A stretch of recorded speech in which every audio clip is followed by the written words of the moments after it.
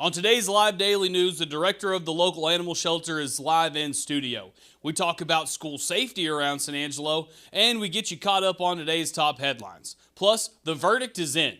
Find out if the Tom Green County jury found Antonio Gonzalez guilty or not. I'm Matt Trammell, and this is Live.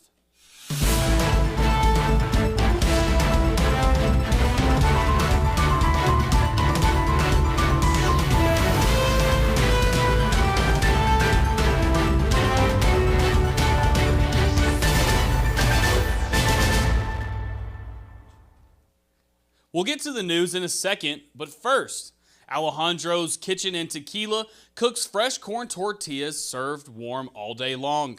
Come taste what's on the menu that is packed with unique surprises, like how about a chorizo with queso for an appetizer. Or for the more traditionalists, the San Angelo plate includes an enchilada, tamale, and a freshly made taco. Every night is karaoke night. Every Friday night is karaoke night from 8 o'clock until midnight. Alejandro's Kitchen and Tequila is open 11 to 10 weekdays and 11 to midnight Friday and Saturday on the Tequila Strip right there at 4388 Sherwood Way, right between Southwest and Sunset. That's Alejandro's Kitchen and Tequila, 4388 Sherwood Way, open for every day for lunch and dinner. Go check them out. Got great deals. It's official. The jury in the case of the state of Texas versus Antonio Gonzalez has found the defendant guilty on all 3 counts of manslaughter and the 3 counts of evading arrest that caused death. Now the punishment phase is set to begin. Gonzalez was found guilty of causing the death of 12-year-old Fabian Sanchez, 16-year-old Donovan Byers, and 17-year-old Alexis Sorolla Villamil. The 3 died in a car crash in March of 2021 in front of the KFC on South Bryant. Court will resume at 8 a.m. Friday morning. The jury will now consider how long Gonzalez will spend in prison. The maximum sentence for this case is a whopping 120 years. Another man that spent the night in the Tom Green County Jail was a man who's not used to being in San Angelo. 55-year-old Kevin Metaxas from Odessa was arrested on Wednesday for a grand jury indictment and warrant that had been issued since May of 2020. In the indictment, it claims that Metaxas assaulted a teenager in 2006 and 2008 right here in Tom Green County. The victim may be a relative of the man. As of this afternoon, Metaxas remains in the jail with 2 indecencies with a child charges and a $40,000 bond. The school district in Cristoval on Thursday were granted $100,000 from good old Uncle Sam to help ensure school safety across their school district. This is the newest push from the government to increase security in schools following the tragic shooting in Uvalde. The man who pushed for the grant came from Republican Senator John Cornyn. In a quote about the grant, Cornyn said, "No parent should fear for the safety of their student when they drop them off at school. And no student should be afraid when they walk into the classroom. In the aftermath of the tragedy in Uvalde, I'm grateful that meaningful solutions are starting to be delivered through this funding to prevent violence, provide training to school personnel and students, and apply evidence-based threat assessments in Texas schools." The Uvalde shooting was one of the worst shootings in American history. Here locally, it will be something that we will never forget, as one of the students was from San Angelo. One local group, Discover San Angelo, will be making sure that we never forget it either. This Saturday, the group will be presenting a plaque as well as a bench at Kids Kingdom in honor of the fallen Uzi Garcia. Uzi's father, Sergio, says that Uzi loved that area. In one memory, Garcia said he and his children, including Uzi, when it would snow, would play in the snow and roll down the hill at the visitor center. The end of the hill is where the bench will be placed. The ceremony will begin at 10 a.m. This isn't the only thing that's going on this weekend. Everything kicks off Friday with the Angelo State Homecoming Bonfire. The next morning, Angelo State will hold a homecoming parade. That starts at 10 a.m. There will be a tailgate on Saturday afternoon followed by the game, which will start at 6 p.m. If Angelo State football isn't your thing, though, there are plenty of other things to do across town. For starters, the Shrimp Fest is this weekend at Kirby Park. This year, the proceeds will go towards the House of Faith. Another event is the grand opening of Ardent Animal Clinic South. Out there, the guys will be hanging out, so go check it out. And if all else fails, I'm sure you can find something to do at sanangelolive.com/events. Last Friday, the Sonora Broncos lost a district game against the Reagan County Owls. Can the Broncos bounce back this week against the Anthony Wildcats? For that, here's Cover One analyst James Blenny on his thoughts. James?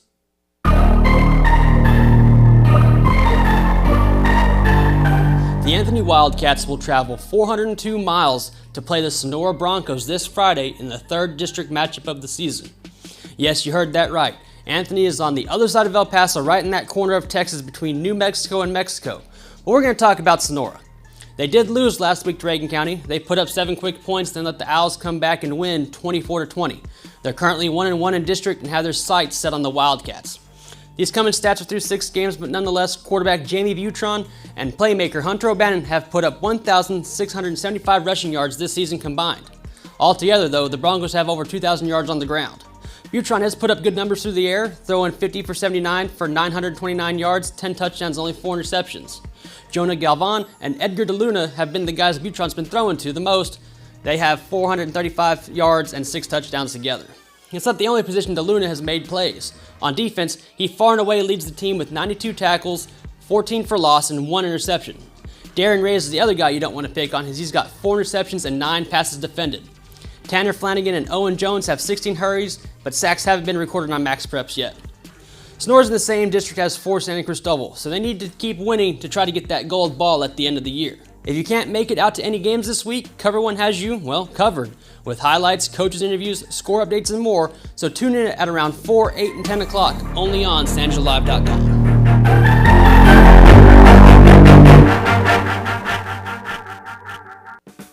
When it comes to unique pieces you can't find anywhere else, Condos, Diamonds, and Coins is your one-stop shop. With over 24 years in the diamond and coin industry, Condos, Diamonds, and Coins is West Texas's choice for diamonds, jewelry, coins, silver, and gold. Owner Bill Condos stands by his work and offers free consultations, including estate jewelry. Don't just trust anyone with your valuables. Come see the staff at Condos at 1016 West Beauregard in San Angelo. And welcome back to the show. Joining me today is Morgan Chegwidden with the San Angelo Animal Shelter, and you guys have been busy out there. Yeah, lots going on, a really busy time of year. Now, you've gone through a tremendous evolution, I suppose, with changes to proposed changes to city policy and going from no-kill to reducing the population there. Where do we stand today, and where do we go from here? You know, we just ended fiscal year 22, and it's really, we are happy to close that chapter. It was a tough year for us. It was a tough year for animal welfare nationwide, particularly in the South. And so we were just another one of many shelters caught up in the chaos of fiscal year 22. So we absolutely had to get some attention on our capacity and how many animals we were carrying. And so because of activity in late August and through September, we have reduced our canine population by over 100 dogs through life-saving measures only. Okay. So we have not yet had to euthanize for time and space. Okay. That's where we are. San Angelo heard us in our time of need, and Concho Valley Paws supported us through that process. And people said, we can foster, we can adopt, let's make it happen. And so that's kind of where we are. Okay. And it bears mentioning that Jeannie Wilson was going to be here with us, but couldn't be here today. So we will carry on and have this conversation, and maybe she'll join us next week or next month. She sends her apologies, and definitely we work hand in hand. That when the shelter has a need, Paws responds. When Paws has some feedback, we respond. And so we love being side by side and speaking to those issues together, and so we'll carry on as best we can. And there are a lot of great volunteers that are helping out there, and you mentioned that San Angelo has responded, which is great, because fostering and those dogs and adopting those animals out is keeps them from being euthanized. Where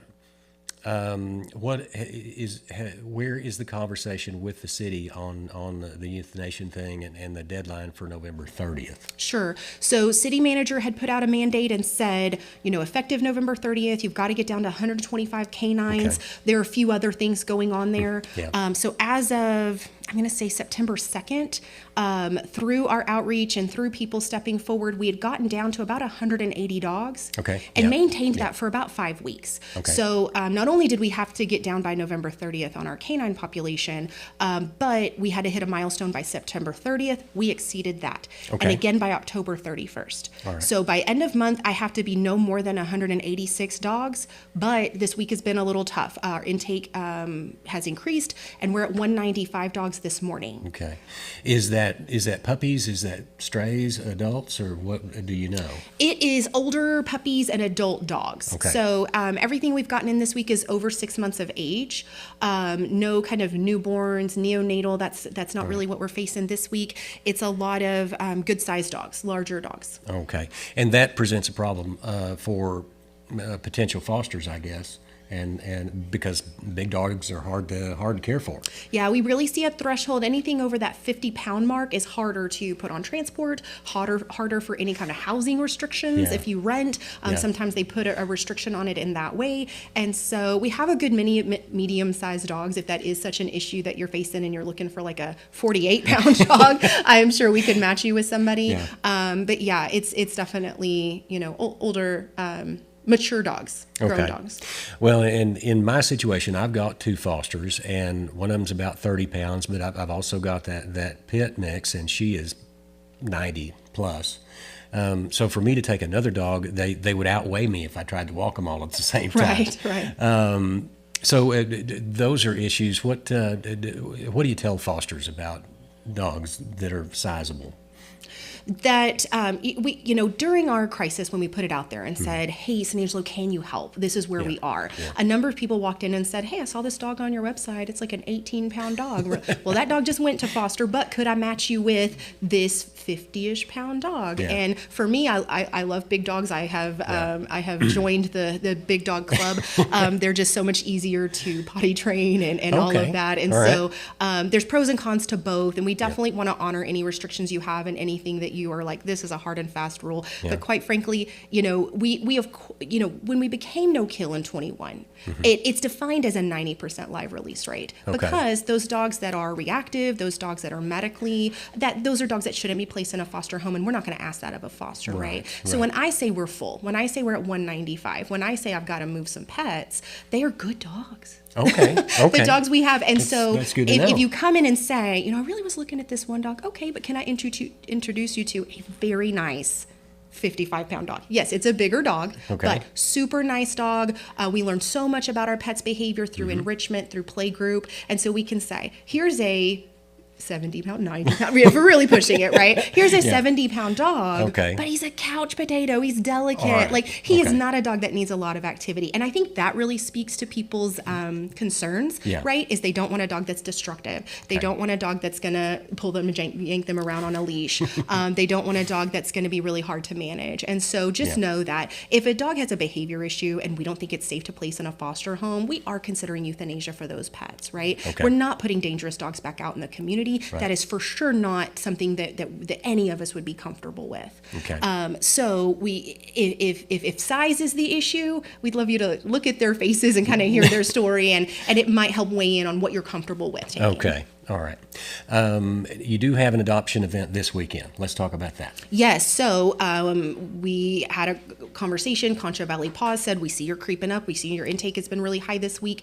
Can we support and seek out some funding for a free adoption event?" And so that has happened. So this Saturday, the 22nd at Petco, we are going to be hosting free adoptions. And so we definitely want to get people plugged in, kind of identify what kind of pets they might be interested in, and take advantage of that adoption event. We're looking to move at least 20 dogs to get us down under that number we've got to be at by month end, right? That if we can decrease the number of canines we're carrying by 20 dogs, then we can know that, hey, even with normal intake, we're going to be well within the deadline and not have to euthanize for space. Okay. And that's Petco, which is in the Target shopping center. That's correct. So that's the one. That's the one.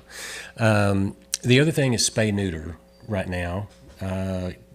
Is there a special program for that that's going on, or ongoing or special? Yes, so we're on fire for SpayNeuter. We want to make SpayNeuter happen. San Angelo's a little unique because it's actually required by local ordinance. Yeah. A lot of folks are surprised to hear that, but if you have a cat or dog over 4 months of age, you're actually required to get that pet spay-neutered. There's a few exemptions, like if your pet's medically fragile, sure, get a doctor's note. We're happy to provide that support and say, nobody wants to make a dangerous situation, but those exceptions are few and far between, right? Yeah.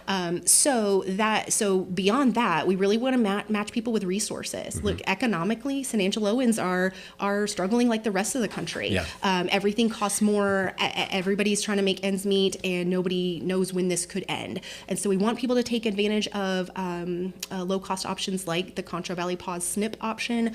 You can get a low-cost voucher, get your pet spayed, neutered, check that off your list. And that way you don't have an unwanted litter where your girl dog gets loose, comes home, and 60 days later you're like, wow, what do I do with this? But also really just to get you something that's affordable and something that can fit within your budget so that you're able to address all the things you need to, but also check this off the list. Okay. I've got some friends who still do like they were doing 30 years ago and like their parents did and grandparents did. Well, I'll get a dog and we'll have one litter. We'll have one backyard litter. Those days are behind us. We can't have backyard breeding in San Angelo with the issues that we have. There are so many puppies. Yeah. So to speak to a couple items is maybe that's motivated because you love your dog and can't imagine and think that people would love that litter. But I think they say 1 in 7 out of a litter finds its forever home. That's the reality. So every time you have a litter, think 6 of the dogs, that 6 of those 7 dogs are going to bounce around at some point and be rehomed, possibly enter my shelter, be at risk of disease, of euthanasia. And so that is something we definitely want to avoid. So if you would like a litter of puppies, I can help match you with a foster litter.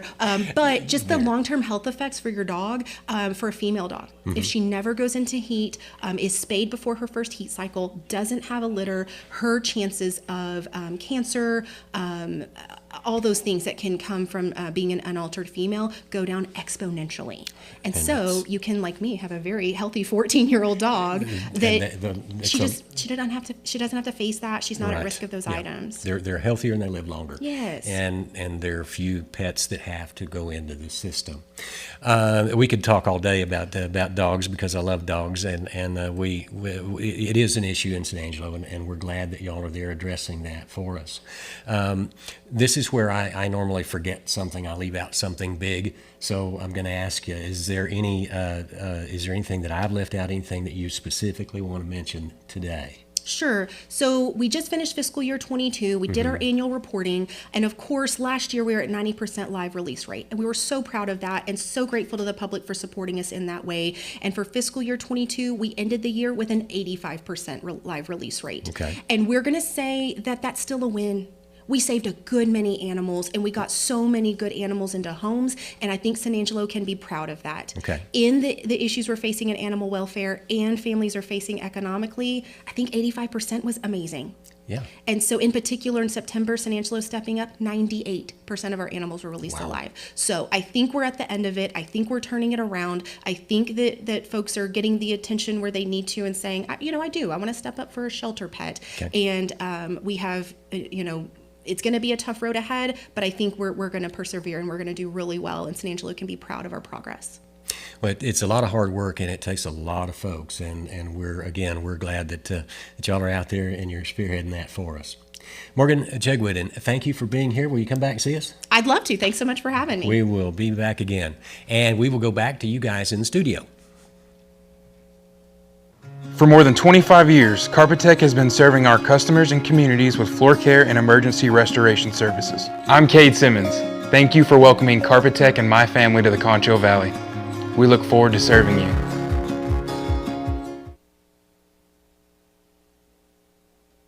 All right. Thank you, Morgan. It's always good to have her on because, we've got this annual thing going on in San Angelo, so it's always good to stay updated, be on the lookout for her next month when her and maybe Janine Wilson come back. We'll see. This is Live Daily News. It's every weekday, Monday through Friday at 4 o'clock. You can check it out. We're going to give you an exclusive interview on top of just all the news from today. I'm Matt Trammell. From all of us here, we thank you for watching, and we'll see you tomorrow.